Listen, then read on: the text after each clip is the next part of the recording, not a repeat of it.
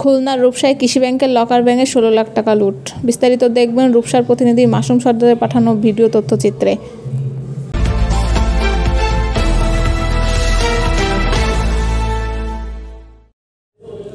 খুলনা জেলার রূপসা উপজেলায় পুলিশ ফাঁড়ির সন্নিকটে কৃষি ব্যাংকের লকারের তালা ভেঙে 16 লাখ টাকা লুট করেছে দুর্বৃত্তরা।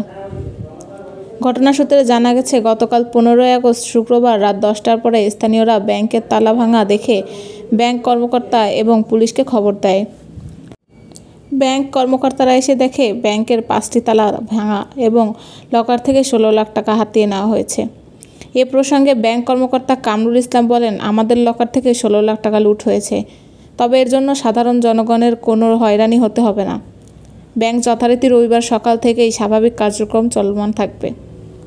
পুলিশ জানায়, এই ঘটনাটি কখন ঘটেছে তা সঠিকভাবে বলা যাচ্ছে না। সিসিটিভি ফুটেজ পর্যবেক্ষণ চলছে এবং ব্যাংকের দারোয়ানকে জিজ্ঞাসাবাদের জন্য থানায় নেওয়া হয়েছে।